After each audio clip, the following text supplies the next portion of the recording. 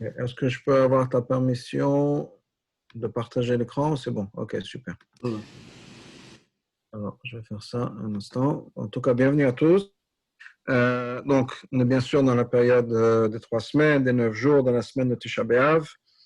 Quel meilleur moment que de parler de la Géoula, qui est en fait donc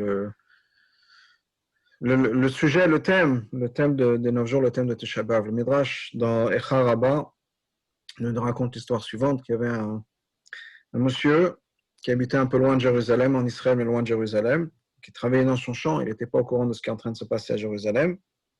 Et il travaillait dans son champ. Et il y a sa vache qui s'est mise à faire du bruit. Et il y avait un arabe qui passait et qui lui a dit « Arrête de travailler parce que votre temple a été détruit. » Et dès qu'il a fini cette phrase, la vache s'est remise encore à faire du bruit. Et l'arabe lui dit « Tu peux te remettre à travailler, votre Messie est né. » Pourquoi? Parce que Tisha B'Av, c'est bien sûr le début de la Géoula d'une certaine manière. Comme le Rabbi l'explique, c'est une idée qui est développée dans beaucoup d'endroits dans la Chassidut, que le but de la Galoute, c'est bien sûr la Géoula, et c'est juste, si on peut dire, commencer les rénovations du Beit HaMikdash, quand on a commencé à détruire l'ancien bâtiment pour pouvoir faire la place au nouveau bâtiment. Donc c'est le thème de Tisha B'Av, c'est bien sûr la reconstruction du Beit HaMikdash qui va avec la Géoula, l'anniversaire d'une certaine manière de Mashiach, pas nécessairement de la personne, mais en tout cas le concept. Mashiach peut maintenant venir, on est prêt pour ça. Donc on va parler de ça, et ça nous amène à une histoire très intéressante dans la Gemara, qui est dans plusieurs endroits dans la Gemara Yuma, dans la Gemara Baba Batra. Et donc c'est ce que je voudrais commencer à raconter cette histoire. On va commencer avec la Gemara dans Yuma, et je vais partager l'écran, comme ça on pourra voir cette Gemara. J'espère que tout le monde peut voir. Et la Gemara nous dit que Amar Esh Lakish, donc le Lakish nous dit, c'est la Gemara donc dans Yuma Nun Dalet Amud Bet, Beshah Shenichnesu Lochim Laechal, au moment où les Goïms sont rentrés dans le Beit HaMikdash, Rao Kruvim Amorin Zebazé. Ils ont vu que les Kruvim étaient en train de s'embrasser. Otzian Lashuk, ils les ont sortis dans la rue. Vraiment, ils ont dit Israël alalou, ces juifs-là, chez Birkatan Bracha, que leur bénédiction, c'est une vraie bénédiction, elle marche. Mais Killatan Klala, et leur malédiction, c'est une vraie malédiction, ça marche. Donc, c'est des gens qui sont connectés, que quand ils disent quelque chose, ça marche. Il y a Skub Dvarim alalou.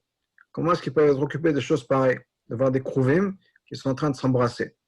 Et comme Rashi nous dit, nous avons le Rashi de l'autre côté à droite ici.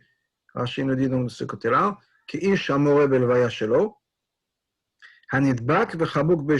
comme un homme et une femme qui sont en train de s'embrasser l'un dans les bras de l'autre. Donc, ils ont dit comment est-ce que c'est possible que les Juifs, c'est ce qu'ils sont en train de faire. Miyad et Zilum, tout de suite, ils se sont mis à mezalzel, à dénigrer le peuple juif, comme le Chabdea et Ziloa, qui Vata.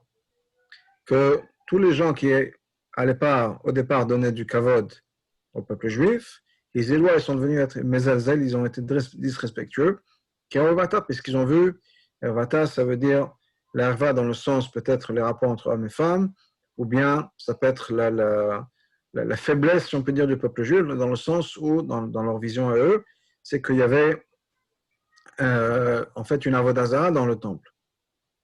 Ce que disait, c'est que comment c'est possible que le peuple juif ne dit de ne pas avoir d'idole, et voilà l'idole qu'ils ont, et non seulement c'est une idole, mais c'est une idole qui est en train d'avoir des rapports intimes. Donc comment c'est possible, chose pareille, et ça a rendu le korban encore pire que ça. Ok? Je ramène juste un point dans Rashi, on va voir un ritva sur ça. Mais Rashi nous dit, Otziam les chouk, ils ont sorti ça dans la rue, Kiflou, mais à côté, ils ont arraché du mur. C'est-à-dire, il faut comprendre la chose suivante. La Gemara nous raconte cette histoire que les Goïms sont entrés dans les Chal, ils ont vu les Kruvim. Les Kruvim, dans notre compréhension basique des choses, c'est quoi? C'est les chérubins qui étaient sur le Haron, qui étaient sur l'arche où il y avait les Luchot, les tables de la loi. Le problème avec ça, c'est que dans le deuxième Beit HaMikdash, il n'y avait même pas de Haron. il n'y avait pas, donc l'arche n'était pas là, puisqu'elle a été mise de côté au moment du Khorban du premier Beth Amikdash. Et dans le deuxième Beth Amikdash, ils n'ont jamais récupéré l'arche. Donc il n'y avait pas d'arche. Et même dans le premier Beth Amikdash, le Aaron a été mis de côté une quarantaine d'années avant le Khorban, avant la destruction du Beth Amikdash. Donc il n'y avait jamais eu de Aaron au moment du Khorban, le Aaron n'était plus là. Donc comment est-ce que c'est possible que les Goïms ont pu voir les Kruvim, ces chérubins qui étaient là, alors qu'il n'y avait pas de Aaron? Et l'Agman, un peu plus tôt, nous dit la chose suivante. Je vais revenir un peu en arrière. Et l'Agman nous dit la chose suivante. Leolam B'Mikdash Sheni, on parle du deuxième Beth Amikdash, en tout cas dans la discussion qui était avant. Kruvim de Tsorata Vukaime. Et les Kruvim dont on parle, c'était quoi?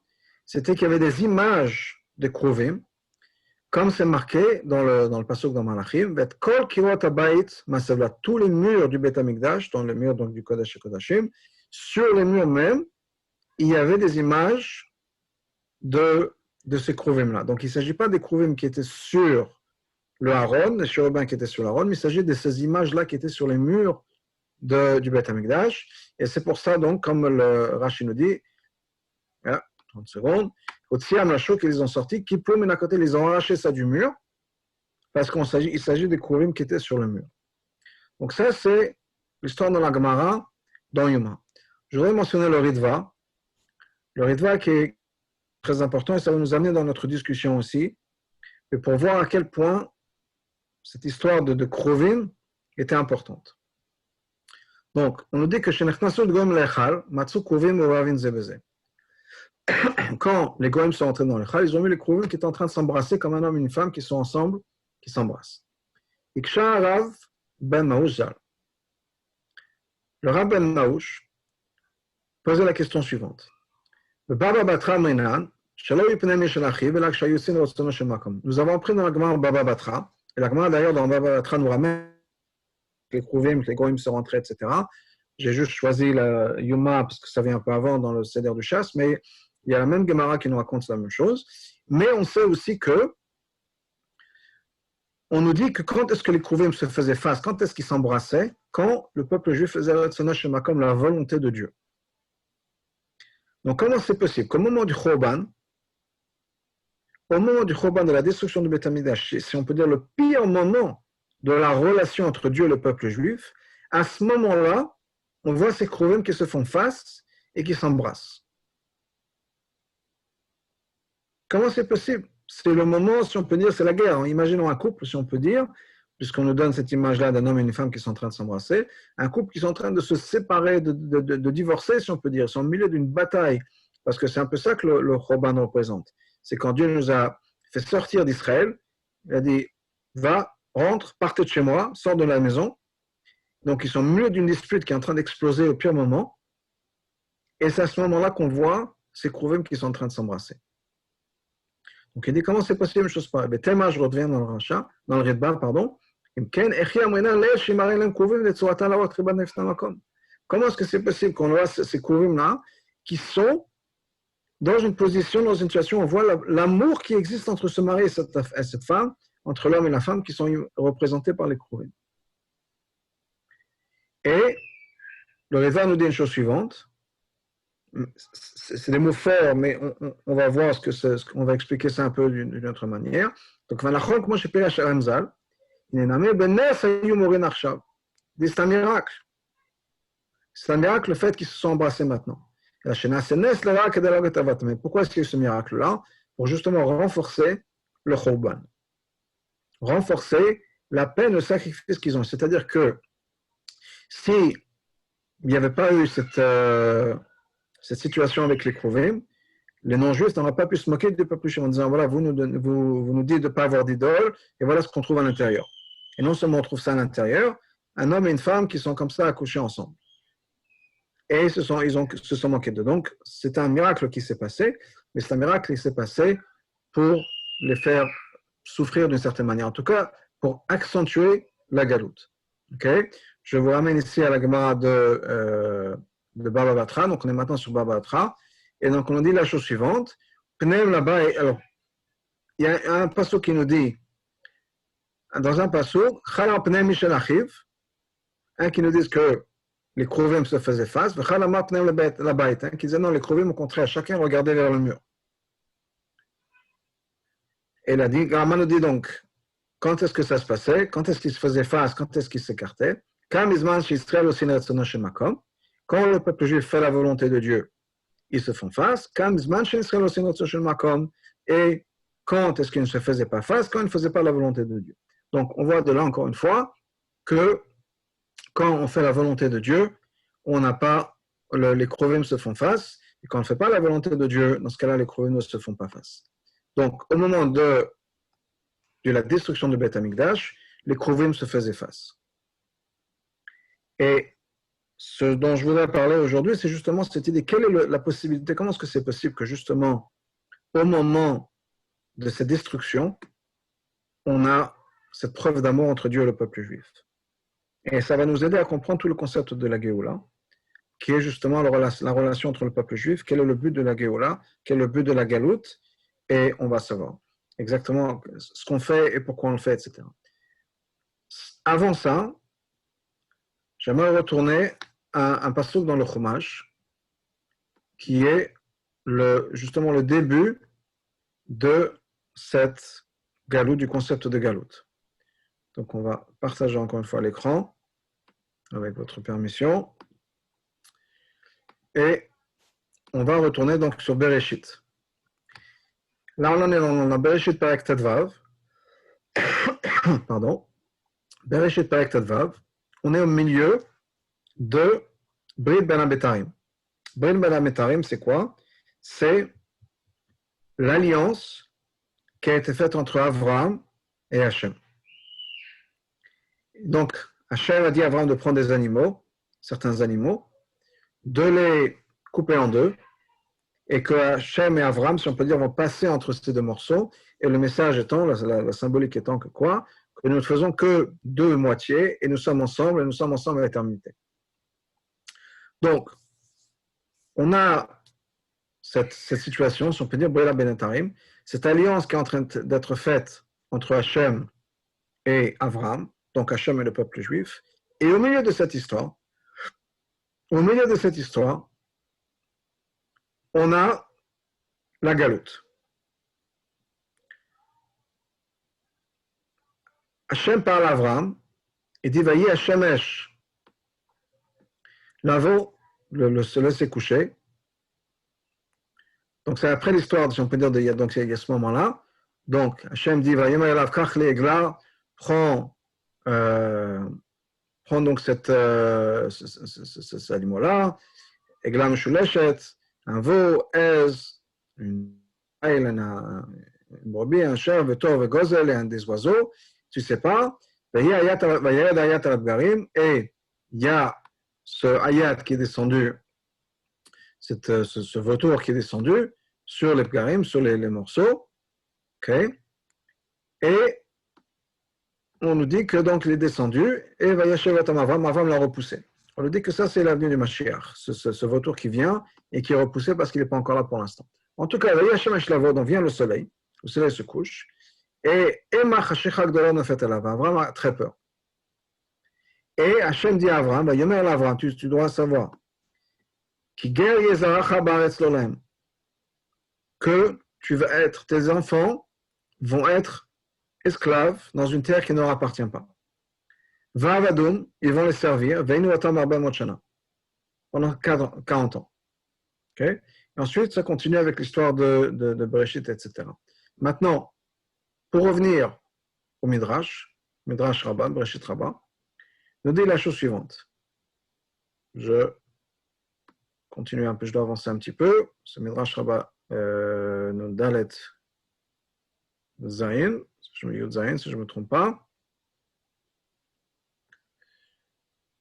Je reviens un peu en arrière. Ok.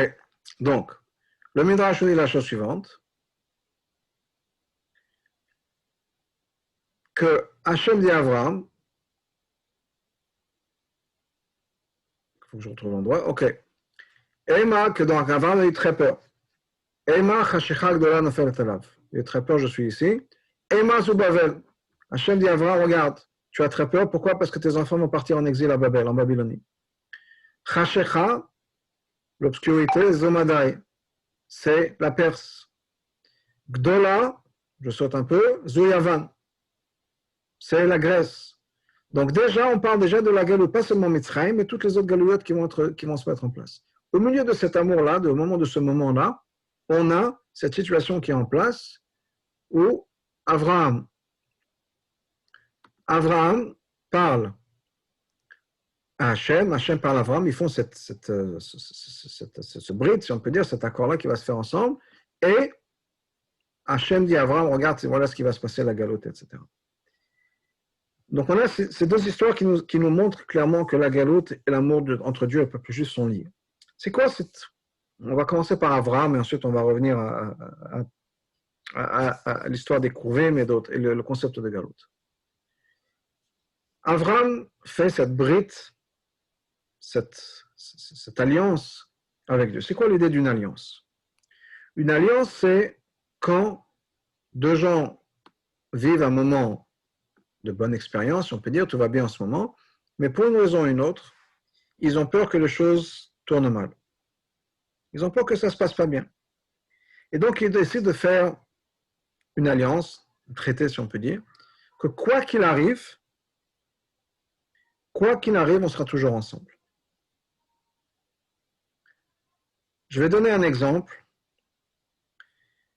qui d'une certaine manière ressemble à ce qu'on dit, mais c'est certaines différences au niveau de l'alliance, mais le concept est le même. Le concept du mariage.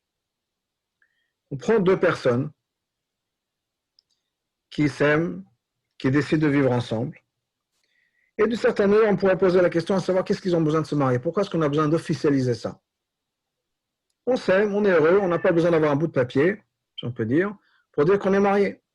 Et il y a malheureusement beaucoup de gens qui pensent comme ça, qui disent effectivement, on n'a pas besoin d'avoir quelqu'un, un être humain ou un rabbin ou quelque chose pour valider notre union. On a décidé de vivre ensemble et on est ensemble. Et on n'a pas besoin d'avoir l'accord de qui que ce soit. Ça a une certaine valeur, bien sûr, mais le problème avec ça, c'est que on peut bien sûr dissoudre cette alliance qui a été faite, cet accord, le fait que ces deux personnes vivent ensemble, sans rien. C'est-à-dire, il n'y a rien qui nous retient. Le jour où il y a une dispute qui explose, chacun peut dire, tu sais quoi, on n'est pas mariés, on n'a rien, on se débrouille, on ne doit rien à qui que ce soit, et on se sépare et c'est tout shalom en Israël. Il n'y a rien qui nous force à vivre ensemble. Le mariage, cette cérémonie, ce concept, si on peut dire, me donne une structure du mariage, qui nous oblige, ou en tout cas qui met un certain point, une certaine pression à rester ensemble. Mais disons obligeons, parce que c'est pas facile de dissoudre un mariage. Donc, on est obligé, par la force de cette structure-là, de rester ensemble et de nous arranger. Ce qui fait que c'est non seulement quand tout va bien, mais même quand tout va pas bien, même si pour une raison autre on se dispute, on n'est pas bien, on a des grands problèmes de shalom bayit, mais il y a quelque chose de plus grand que nous, il y a quelque chose de plus fort que nous, qui nous retient, et qui fait qu'on veut rester ensemble quoi qu'il arrive. On fera tout ce qu'il faut pour faire en sorte que les choses marchent, que ça se passe comme il faut, et qu'on puisse effectivement recréer l'harmonie dont on a besoin, et peut-être une harmonie qui sera d'ailleurs encore plus forte qu'elle était avant, puisqu'on a survécu cette crise, on a pu absorber la crise, donc on a grandi maintenant, on est capable de plus. C'est un peu, pour vous donner un exemple, quand quelqu'un est dans le noir, dans l'obscurité pendant un certain temps, les pupilles s'ouvrent, se dilatent. Et ça nous permet de voir un peu mieux dans l'obscurité. C'est-à-dire qu'on a un changement physique dans mon œil devient maintenant plus sensible à la lumière. Ce qui fait que si tout d'un coup on allume la lumière, on est ébloui par la lumière qui s'allume parce que les pupilles sont dilatées et il y a trop de lumière qui arrive. C'est-à-dire qu'on a été maintenant capable d'incorporer l'obscurité, pas de s'adapter, c'est peut-être pas une bonne, incorporer l'obscurité et ça m'a changé et je suis maintenant devenu plus sensible à ce qui se passe autour de moi. Donc la même chose qu'on a des problèmes de shalom bayit ou quels que soient les problèmes, quand on arrive à les dépasser, on devient plus sensible, on a des capacités qui sont maintenant développées, on est capable, on a grandi à partir de cette histoire-là. Donc, pour revenir à notre histoire de mariage, notre histoire de Brit, d'alliance qui est faite, c'est que l'alliance se met en place ou a un rôle à jouer quand les choses ne vont pas bien. Et l'alliance, c'est un peu ce garde-fou, ou c'est plus que ça, c'est une structure qui va nous garder ensemble, qui va faire que quoi qu'il arrive, on est toujours ensemble. Alors, bien sûr, qui a mis en place cette alliance? Les deux parties. Le mari et la femme, Hachem et Avram dans ce cas-là, ils se sont mis tous les deux d'accord en disant que quoi qu'il arrive, on sera toujours ensemble. L'alliance n'est jamais testée ou n'est pas testée tant qu'il y a des difficultés. Tant qu'il n'y a pas de difficulté, pardon. Tant qu'il n'y a pas de difficulté, on ne teste pas cette alliance. Est-ce que l'alliance marche ou ne marche pas? Si tout va bien, on n'en a pas besoin. On n'a pas besoin d'avoir cette assurance, si on peut dire, pour voir si les choses marchent ou ne marchent pas bien. Quand est-ce qu'on se rend compte de la force du couple, de la force du lien qui unit ces gens-là, qui pour l'instant sont en train de se disputer, les choses ne vont pas bien. Mais on se rend compte de la force qui les unit, justement quand il y a des problèmes, et que malgré les problèmes, ils décident de rester ensemble et ils décident de travailler sur leur mariage. Eh bien, c'est la même chose. Je vais revenir avec Abraham et Hachem. Quand est-ce qu'on voit la force de l'union qui existe entre Hachem et Abraham, entre Hachem et le peuple juif? Ce n'est pas quand tout va bien. C'est justement quand les choses deviennent compliquées, quand on est fâché les uns avec les autres, si on peut dire, que Abraham ou ses enfants vont partir en exil, c'est-à-dire que Dieu et le peuple juif, d'une certaine manière, se sont séparés. Ils habitent plus sous le même toit. On n'est plus dans la Terre Sainte. Alors, bien sûr, on est toujours ensemble. Mais il y a, bien sûr, un certain détachement, une certaine déchirure qui s'est faite entre Dieu et le peuple juif. On est Galo Mishulchan Aviem, on a été exilés de la table, si on peut dire, de notre Père. Donc, on a été mis à la porte, d'une certaine manière. Quand est-ce qu'on se rend compte de la force du lien qui nous unit? C'est justement dans ce moment de difficulté. Et ça, c'est toujours vrai, quelle que soit la situation. Quand on a eu la chance de se prouver, si on peut dire, on n'a pas été testé dans nos sentiments, dans nos valeurs, etc., on ne se rend pas compte, nous-mêmes nécessairement, de la force qu'on a à l'intérieur de nous, de la force de l'amour qu'on puisse avoir avec les gens qui nous unissent, etc. Donc, c'est quand il y a justement ces difficultés, ces problèmes, que ça nous permet de se rendre compte de combien Hachem nous aime et combien nous aimons Hachem. C'est ce qui s'est passé au moment de Brit Ben Amitam. Alors, bien sûr, le moment de faire cet accord-là, c'est quand tout va bien. Quand on est disputé, on ne va peut-être pas rentrer dans cet engagement. Donc, quand tout va bien, effectivement, on prend cet engagement. Généralement, quand les gens se marient, c'est qu'ils s'entendent. Rarement, les gens qui sont en train de se disputer, qui voudraient se divorcer, qui voudraient divorcer, vont se marier. Mais, donc, c'est quand tout va bien qu'on fait cet accord-là. Mais une fois qu'on est rentré dans un accord, c'est quelque chose qui va nous dépasser complètement. On se soumet, si on peut dire, à une force externe qui fait que quoi qu'il arrive, on reste dans cette union et on va faire ce qu'il faut pour le nécessaire pour rester dans l'union la meilleure manière possible. Et c'est ce que Chazal nous dit dans la Gemara, que quand les non-juifs sont rentrés dans le Echal, ils ont vu ces Kruvim qui représentent justement cette relation entre Hachem et le Knesset Israël et le peuple juif, qui étaient en train de s'embrasser, comme s'ils avaient des rapports intimes, des relations intimes. Pourquoi? Parce que c'est justement à ce moment-là qu'on se rend compte de la puissance de l'amour entre Dieu et le peuple juif.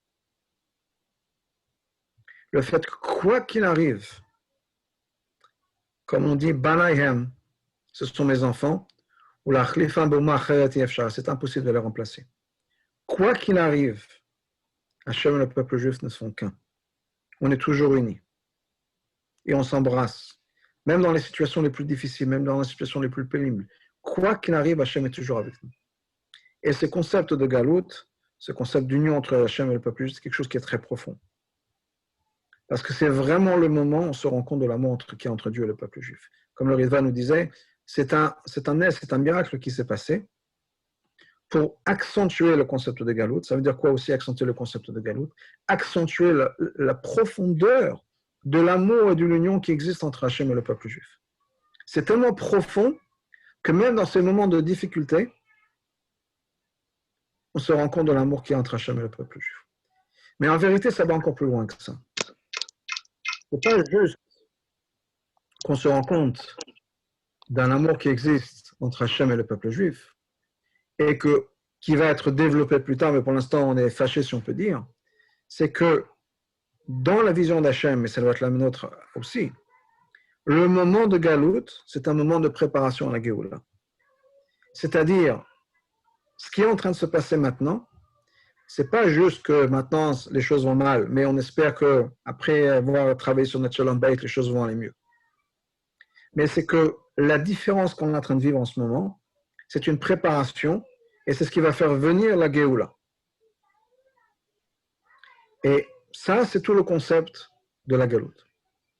La meilleure preuve, c'est que plus la Galoute avance, plus ça devient difficile.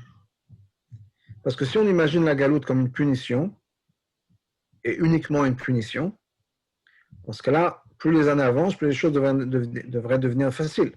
Comme quelqu'un qui est en prison, bon, au début, c'est dur, mais plus il s'approche du terme où il va pouvoir sortir, plus on est un peu plus relax. La Galoute, d'une certaine manière, c'est le contraire. Certainement Galoute Mitzrayim, où quand la famille de Yaakov est arrivée en Égypte, tout allait bien. Et puis Yaakov est décédé, les choses ont commencé à devenir un peu plus compliquées. Yosef et ses frères sont décédés, c'est devenu encore plus compliqué. Il n'y a pas eu d'exil, donc les frères étaient encore là. Il n'y avait pas vraiment d'esclavage. Donc c'est vraiment l'esclavage, c'était les dernières années, l'esclavage et tout le travail, etc. C'était vraiment les dernières années d'exil. Arrive Moshe, donc au moment de la naissance de Moshe, on a cette xéra de tuer tous les garçons, dans cette période-là. Moshe commence à s'enfuir, il revient à l'âge de 80 ans, et il va annoncer au peuple juif et à Paro qu'on va sortir d'Égypte. Et là, ça devient encore pire. Donc, ça va de mal en pire. Ce qui est le contraire de la logique, encore une fois qu'on est en prison, si on peut dire, plus on s'approche de la sortie, puisqu'il y avait déjà une sortie prévue pour la sortie d'Égypte, plus les choses devraient se passer bien. Et bien là, on voit que c'est le contraire. Parce que la galoute, ce n'est pas juste une punition. La galoute, c'est aussi une période de travail. Et plus on avance dans le travail, plus on est capable de faire des choses difficiles, et plus on est capable plus on a besoin de s'occuper des problèmes, des derniers détails, si on peut dire, qui restent, sur lesquels on a besoin de travailler. Donc on avance, au début on s'occupe des choses simples, et puis on accélère, si on peut dire, la cadence, on accélère les difficultés, parce qu'on est capable de faire des choses de plus en plus complexes au niveau de la Avodat Hashem. Et c'est pour ça que c'est de plus en plus difficile. Pourquoi?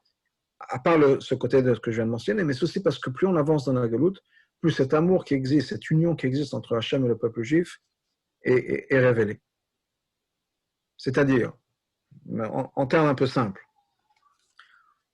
on sort de galoute. Le deuxième Beth Amikdash a été détruit, les Juifs sont exilés à Rome. Okay? Ils ont souffert ce qu'ils ont souffert. Ok. Et malgré tout, on est resté fidèle à Hachem. C'est très bien. D'autres persécutions arrivent. Okay? Au Moyen-Âge, malheureusement, on a eu des Juifs qui ont été brûlés dans des villes, en France, dans d'autres endroits, l'expulsion des Juifs. Ok. À ce moment-là, le peuple juif aurait pu dire, ok, ça suffit, ça ne vaut plus la peine d'être juif. Malgré tout, on est resté fidèle à Hachem. C'est qu'on est encore vraiment connecté à Hachem. Si après 1000 ans d'histoire, on est capable de rester connecté à Hachem, fidèle à Hachem, alors que ça fait 1000 ans qu'on a perdu notre terre, c'est qu'on est vraiment lié. Arrive le 15e siècle, l'Inquisition, les Juifs, l'expulsion des Juifs d'Espagne, puis du Portugal. Si on arrive à rester encore connecté à Hachem, c'est qu'on est vraiment, vraiment connecté à Hachem. J'avance dans l'histoire, passons par la Shoah, et malgré tout, le peuple juif est fidèle à Hachem. Imaginez combien on est connecté à Hachem. Donc, plus les années avancent, plus les difficultés sont là, etc., et qu'on reste connecté à Hachem, ça montre encore plus, de manière encore plus forte et plus puissante, le lien profond qui existe entre Hachem et le peuple juif. Mais ceci les années pendant lesquelles on se prépare à la Géoula, de notre côté à nous, de côté d'Hachem.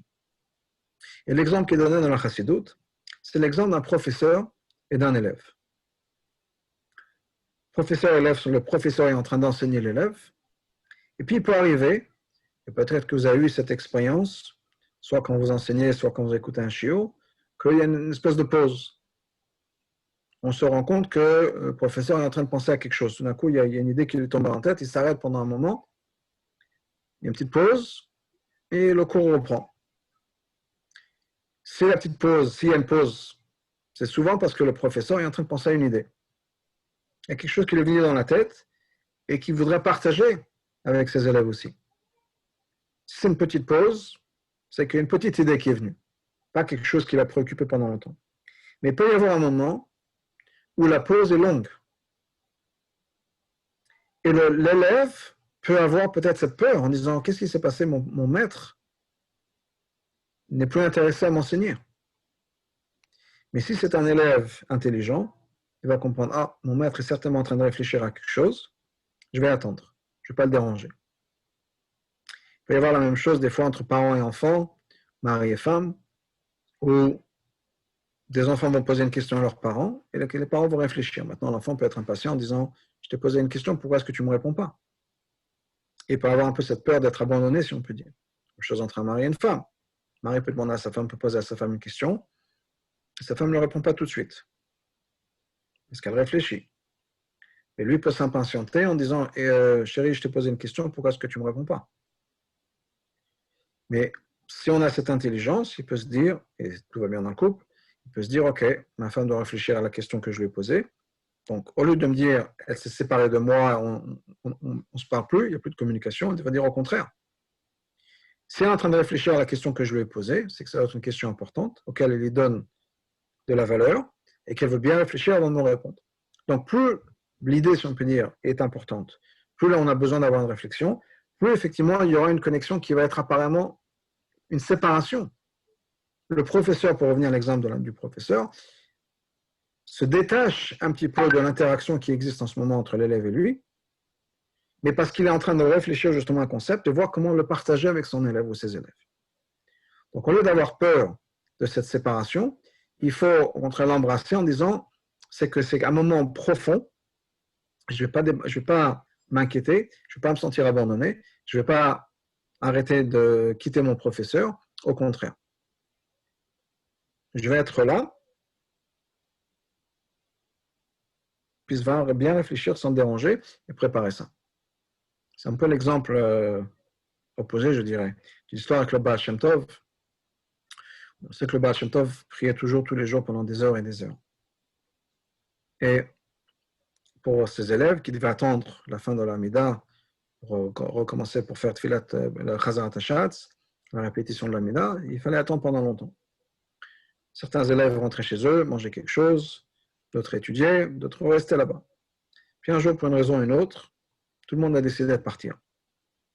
Donc le Baal Shem Tov est dans sa synagogue, en train de prier. Et tous les élèves partent, ils savent, ok, dans le Baal Shem Tov prie, on a une heure ou deux devant nous, quel que soit le temps que ça prenait. Et ils rentrent chez eux, chacun fait ce qu'il a à faire, et ils reviennent après la période qu'ils savaient, l'heure ou 2 heures, et le Baal Shem Tov avait déjà depuis longtemps fini sa prière. Alors ils vont voir le Baal Shem Tov, ils disent, qu'est-ce qui s'est passé? D'habitude, vous priez encore pendant des heures, et là, tout d'un coup, vous avez fini très rapidement aujourd'hui. Juste le jour où on est tous rentrés, aujourd'hui, vous avez fini rapidement. Et le Baal Shem Tov leur a donné le mashal suivant. Imaginez qu'il y a quelqu'un qui voit sur un arbre, très haut perché, un oiseau, très bel oiseau, qui voudrait se rapprocher de cet oiseau-là. Mais il ne peut pas grimper tout en haut. Donc, qu'est-ce qu'il demande à ses amis? De faire une espèce de pyramide humaine. Et on va se mettre les uns sur les autres jusqu'à ce que cette personne qui a vu cet oiseau puisse monter tout en haut et voir l'oiseau. Attends, ça prend du temps. C'est que tout se mette en place. Et puis les gens en bas ne voient pas l'oiseau. Donc eux, ils sont juste là en train d'attendre, si on peut dire. Imaginez, si tout d'un coup, les gens en bas, la première rangée ou la deuxième rangée, ils en ont marre. Ils disent, ça y est, nous on attend, il n'y a rien qui se passe, on rentre chez nous. Qu'est-ce qui va se passer? Toute la pyramide dégringole. Comment je prie, j'ai besoin de votre énergie, j'ai besoin que vous soyez là avec moi.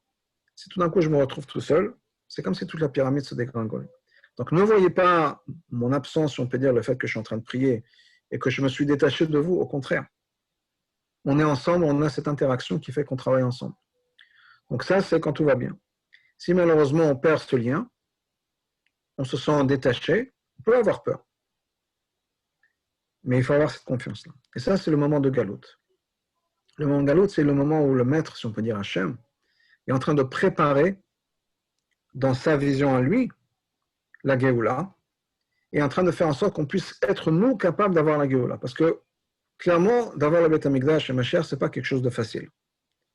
On sait très bien qu'on a perdu 2 fois le Beth Amikdash.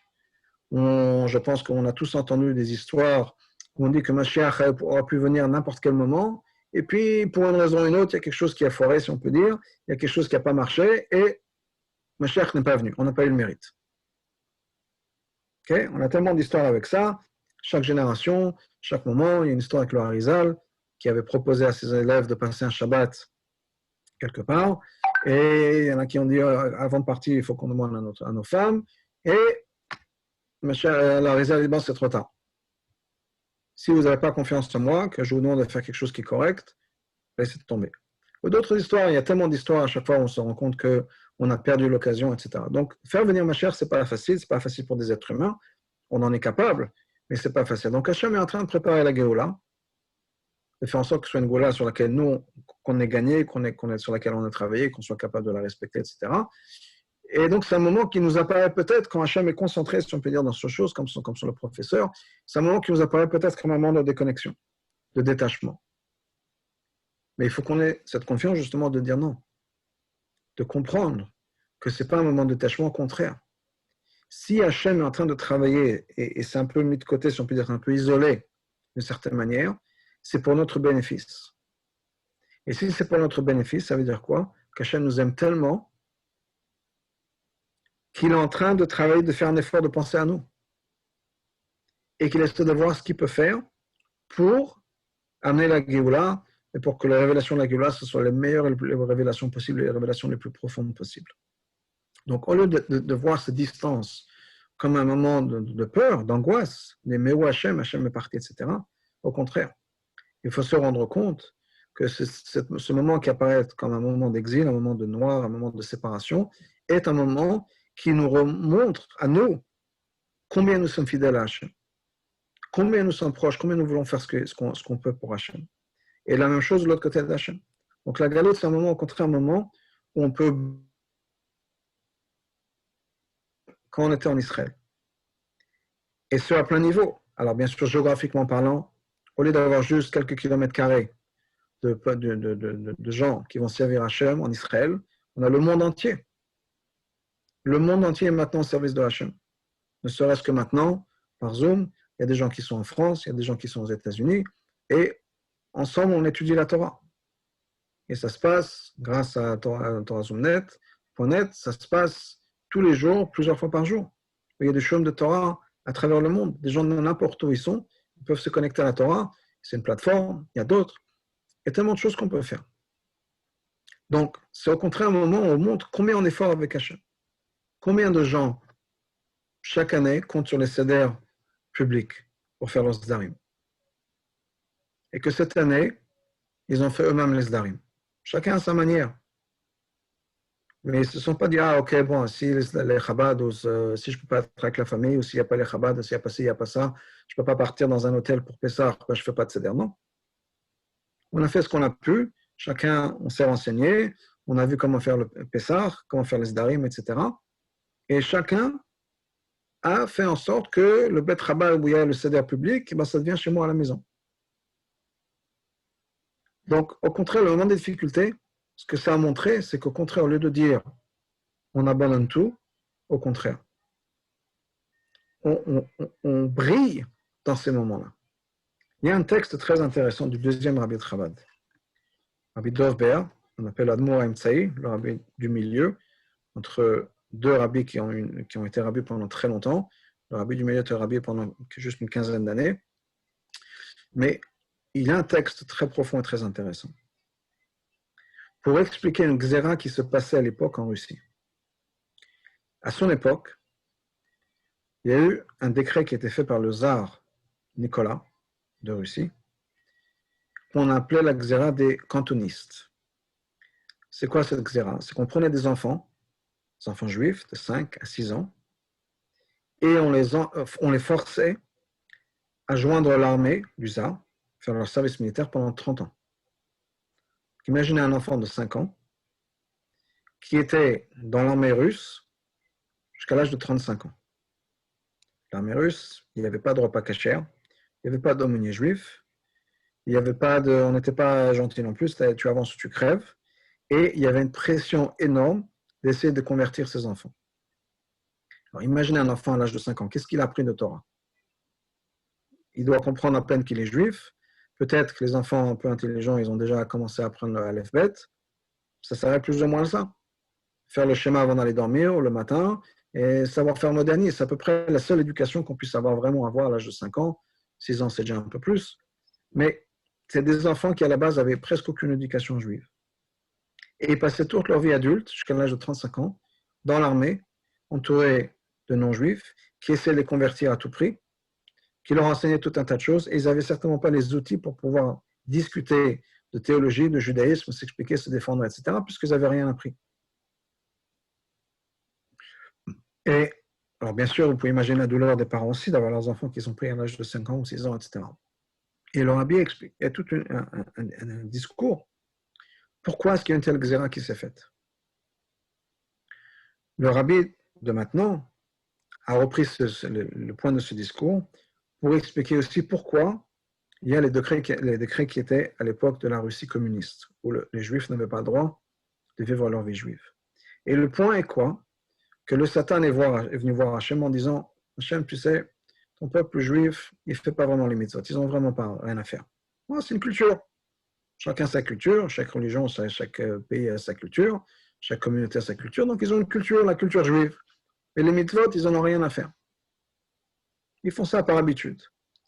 Et Hachem a dit, c'est pas du tout ça. Tu vas voir l'amour que le peuple juif a pour mes mitzvot et l'amour que le peuple juif a pour la Torah. La meilleure preuve, si on va faire en sorte que ça devient difficile pour eux de faire les mitzvot, regarde comment ils vont répondre. Et à l'époque des Juifs en Russie communiste, à l'époque du tsar Nicolas de ce décret des cantonistes, dans les deux cas, le peuple juif, et dans tous les cas, à travers l'histoire malheureusement, le peuple juif a brillé par son amour, son attachement à Dieu et au judaïsme. Le sacrifice qui a été fait à chaque fois, qu'on n'ait jamais plus besoin d'avoir qu'on n'ait jamais plus besoin d'avoir un sacrifice à faire. Mais à travers la difficulté, on se rend compte du lien profond qui existe entre Hachem et le peuple juif. Et en ce moment, c'est la même chose. La synagogue était fermée, il n'y a pas beaucoup de gens qui se sont dit « Ah, chouette, on n'a plus besoin d'aller à la synagogue ». Bien, Pessah, pas de sédar public, pas d'hôtel pour Pessah, etc. Il n'y a pas beaucoup de gens qui se disent « Bon, cette année, on ne fait pas Pessah ». Au contraire, il y a eu plus de sédar dans les maisons, il y a plus de minyanim qui se sont faits un peu partout, dans les maisons, dans les bâtiments, dans les cours, etc., qu'avant. Donc, au lieu d'avoir une synagogue par quartier, on a eu une vingtaine de synagogues par quartier. Donc, au contraire, on a grandi de ça, on a amené encore plus de Torah et de mitzvot à travers le monde, etc. Donc, ça, c'est ce que la galoute nous permet. C'est pas parce que la galoute, c'est agréable. Au contraire, c'est que le but de la galoute, c'est des fois de mettre un peu de pression pour nous rendre compte à nous de l'attachement qu'on a à Dieu et à la Torah et à la mitzvot. Donc, on a besoin de profiter de cette période-là. C'est une période spéciale. C'est une période où, effectivement, on a la chance de pouvoir nous le prouver. Quand tout va bien, quand tout est facile, il n'y a rien à prouver. C'est dans la difficulté qu'on peut prouver et regarder le bien qu'il y a. Mais le bien, il est toujours bien, toujours là. Il y a la fameuse Gemara Makot, à la fin de la Gemara Makot, j'en ai parlé, je suis sûr que beaucoup de Shorim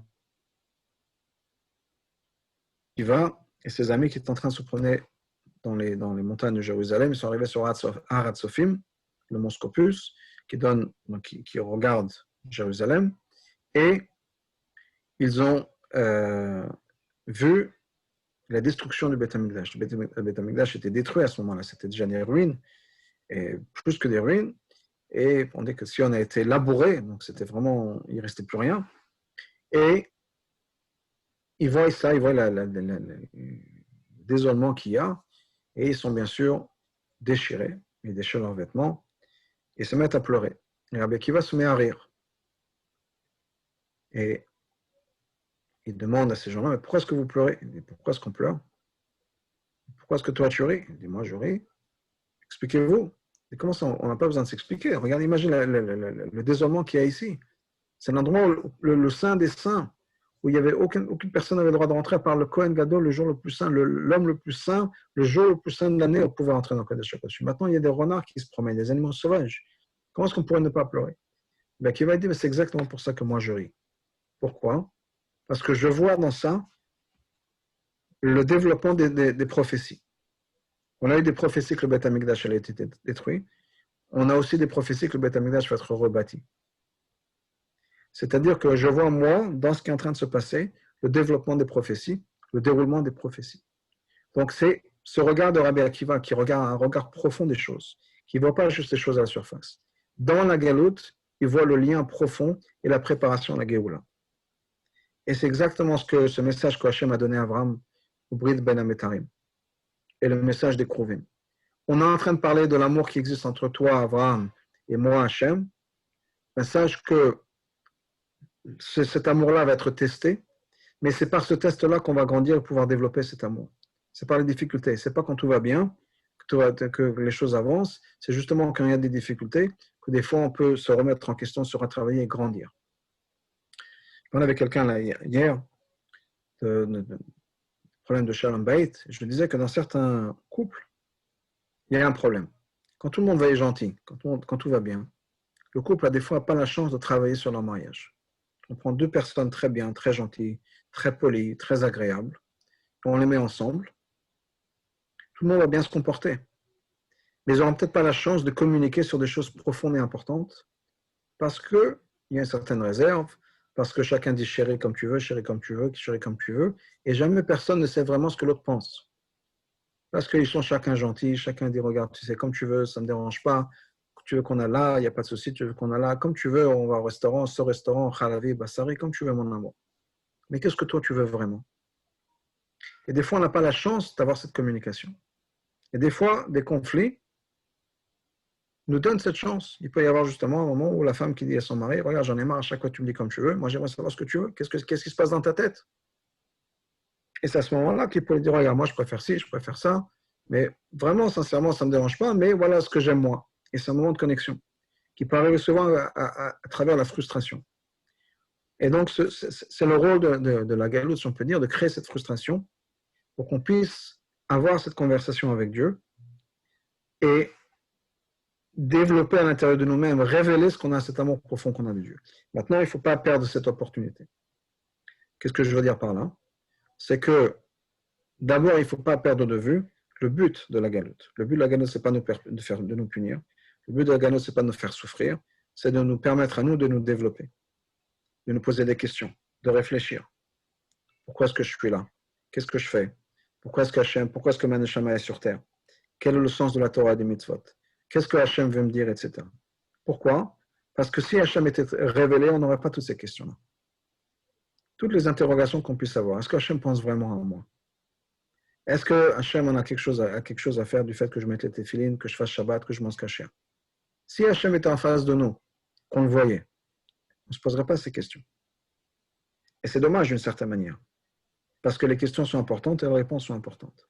On a besoin de se poser les questions parce que sinon, on est en pilotage automatique. On n'a pas la chance de regarder à l'intérieur de nous-mêmes combien on aime Hachem et combien Hachem nous aime. Donc, on a besoin d'avoir un peu la distance. C'est comme dans un couple, et d'ailleurs, on se sert de cette terminologie, la période de Nida, où ça nous permet de créer une distance qui nous permet de, quand on se retrouve, l'amour est encore plus profond et plus fort. Mais chaque seconde de cette période de séparation est une seconde importante qui nous ramène à quelque chose d'encore plus profond. Si on était séparés que pendant un jour, les retrouvailles auraient été un peu moins fortes. Le fait que ça dure plus longtemps, et pas un jour, et pas 5 jours, et pas 10 jours, plus ça dure, d'une certaine manière, plus les retrouvailles sont fortes. Donc la galoute, elle a déjà assez duré, bien sûr, mais c'est 2000 ans. Mais les retrouvailles vont être encore plus fortes, et chaque moment de galoute, c'est un moment où on travaille avant notre réunion. Donc les moments d'angoisse, etc., qui nous viennent à cause de la galoute, parce qu'Hachem, ce n'est pas évident, Hachem n'est pas révélé, que le peuple juif soit le peuple élu, ça n'a pas toujours été évident. Il y a des moments où beaucoup de gens ont souffert, beaucoup de gens se sont posés des questions. Il y a beaucoup de comédiens juifs qui ont fait cette blague, si on peut dire, de quelqu'un qui va voir Hachem en disant c'est vrai qu'on est le peuple élu. Hachem qui dit oui. Et est-ce que tu ne pourrais pas choisir quelqu'un d'autre pendant un moment?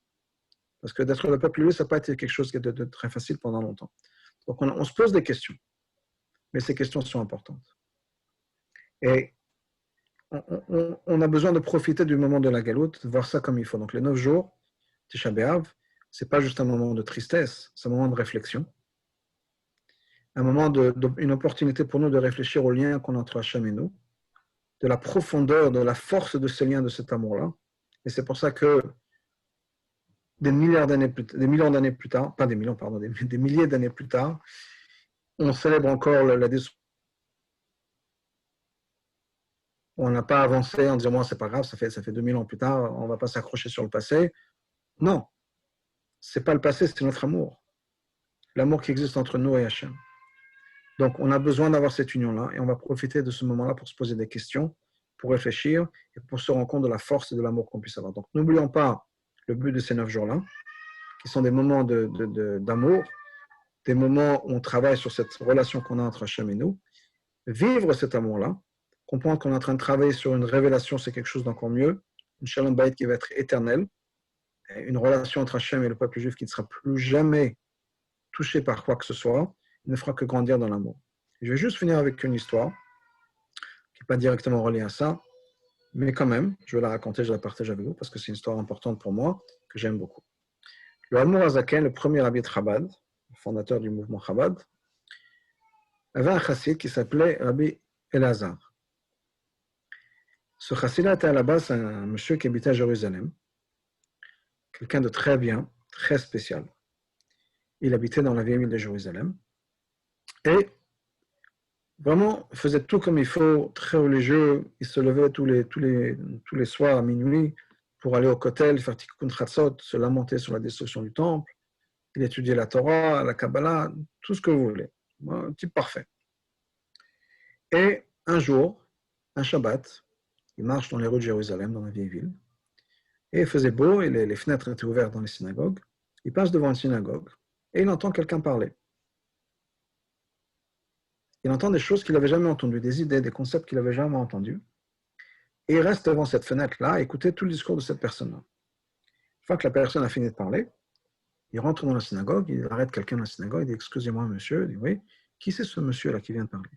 Il dit « Ah, lui, c'est un envoyé de Rabbi Shneur Zalman de Liadi, qui est donc le premier Chabad, le fondateur du mouvement Chabad, et il nous amène de l'argent, parce que le rabbi en Russie levait des fonds pour Israël, mais à chaque fois qu'il venait donc distribuer l'argent, il ne pouvait pas envoyer ça par transfert ou autre chose, et par câble ou autre, et donc à chaque fois qu'il y a quelqu'un qui venait amener de l'argent, bien sûr, il ne venait pas juste amener de l'argent, mais il partageait avec nous les enseignements du rabbi.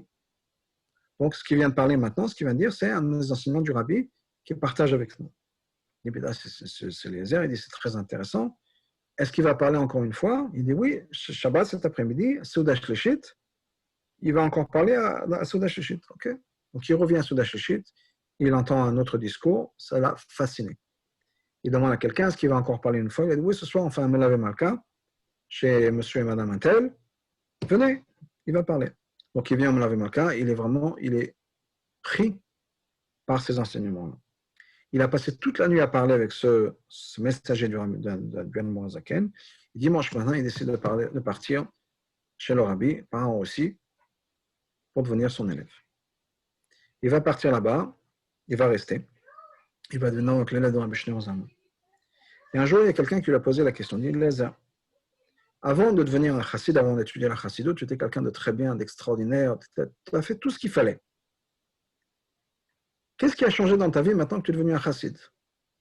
Qu'est-ce que tu as gagné en étudiant la chassidut? Tu avais tout avant. Ce n'est pas que tu n'étais pas religieux, tu es devenu religieux grâce à Chabad. Tu avais tout. Qu'est-ce qui a changé dans ta vie? Il a donné la réponse suivante. Il a dit, voilà. La réponse a changé, la question est la même. C'est sa réponse, c'est ce qu'il a dit. La réponse a changé, la question est la même. Pardon, je m'excuse, je me suis trompé. La question a changé, la réponse est la même. La question a changé, la réponse est la même. Il dit, mais ça veut dire quoi ça? La question a changé, la réponse est la même. Il dit, je m'explique. Avant d'étudier la chassidut, je me suis dit que je suis un type tellement bien, comment est-ce que Hachem va pouvoir me récompenser? Je fais tout comme il faut et même encore plus. Comment est-ce que Hachem va pouvoir me récompenser? C'était ma question. La réponse était quoi? Hachem, il est Kol Yachol, Hachem, il peut tout faire. Il va trouver un moyen de me récompenser. Donc ça, c'était ma question, ça, c'était ma réponse. Maintenant, j'ai étudié la chassidut. Et je me suis rendu compte, j'ai appris Tanya, par exemple, qu'on peut tout faire comme il faut, et on est loin d'être un tzaddik. On peut être qu'un Benoni. Et même, on n'est même pas sûr d'être un Benoni. Donc maintenant, je suis en train de me rendre compte de l'idiotie de mes pensées, en disant comment est-ce que je pensais que Hachem ne va pas pouvoir trouver un moyen pour me récompenser? s'il y a un problème, c'est compliqué pour Hachem. Moi, mais pour qui je me prenais? Et maintenant, j'ai une autre question.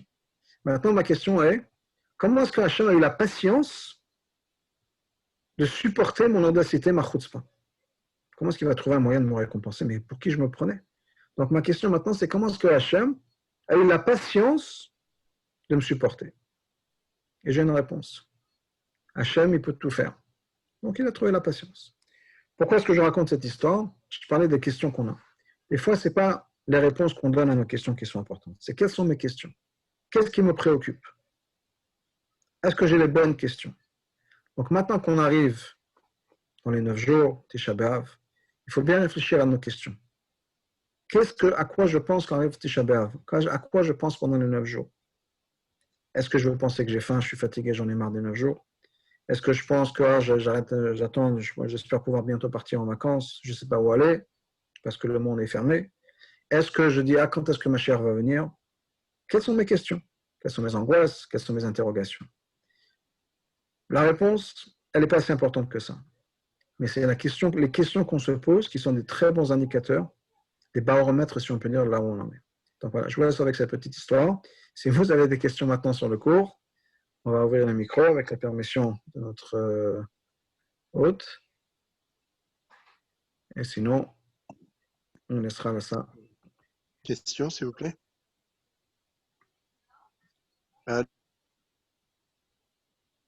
Bonsoir. Bonsoir. Parler de l'amour d'Hachem, C'est un vaste sujet, c'est-à-dire que bien sûr. c'est comment on peut éprouver l'amour pour Hachem. Voilà. Il faut y réfléchir. C'est une vieille question. C'est une vieille question. Même en réfléchissant, c'est pas évident. Non, c'est sûr que ce n'est pas évident. Je vais vous donner une réponse technique et sèche, on peut dire d'une certaine manière, mais après, ce n'est pas facile. Mais c'est un sujet qui est adressé entre autres dans le Tanya, où il parle justement de ça, comment développer l'amour et comment faire en sorte quand ça ne se passe pas. Comment faire? C'est un sujet qui a été très développé dans la Chassidut à travers toutes les générations, donc vous allez trouver plein de textes sur ça. À la base, la question est sur le pasuk dans la Torah. On dit dans Shema, on dit tous les jours, Va'afta et Hashem Elokecha, tu aimeras l'Éternel ton Dieu. Et la question que beaucoup de commentaires se posent, c'est comment est-ce qu'on peut être obligé à avoir une mitzvah d'aimer Dieu? Comment est-ce qu'on peut commander un sentiment? Le Maggid de Mezrich nous donne la réponse suivante, qui est basée sur le Rambam et d'autres, qui est qu'il faut réfléchir, penser à toutes les choses que Hachem fait pour nous et se remplir de gratitude et d'amour. Donc c'est vraiment une réflexion sur ce que Hachem dit. Maintenant, la réflexion de manière générale doit être très précise. Donc, ce n'est pas juste, oui, Hachem a créé les étoiles et machin. Il faut vraiment réfléchir dans ma vie à moi, où sont les interventions d'Hachem, qu'est-ce que Hachem fait pour moi, etc. Il faut réfléchir. Si on ne le voit pas, c'est qu'on n'a pas encore bien réfléchi. Maintenant, dans Tanya, et je vous réfère au Tanya, il parle justement de ça, comment développer cet amour, qu'est-ce qui se passe si l'amour, si la théorie, si on peut dire, ne passe pas en pratique dans le sens où on parle, on réfléchit, mais il n'y a rien qui bouge à l'intérieur.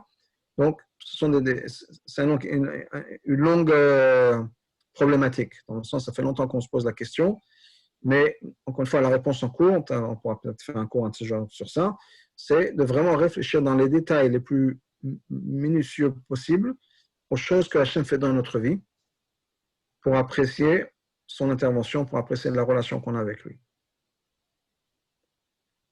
Merci. Voilà. Je sais que ça reste de la théorie, mais c'est le mieux que je puisse faire en une minute. Voilà. D'autres questions? OK. Voilà. Alors, s'il vous plaît. Oui. Par rapport à l'intervention de la semaine dernière, est-ce que vous pouvez me donner référence du Mahamar? Vous avez parlé du Yudke Vavke. Oui, vous avez reçu la photo? Non, je n'ai pas reçu. Non, ok, c'est pas grave. Le Mahamar, il est le Mahamar c'était Shabbat Chazon de Varim, Tafshin Chavtet, 1969. Merci beaucoup. Pas de souci. Ok. Au revoir tout le monde. Au revoir. Au revoir. Merci beaucoup Israël.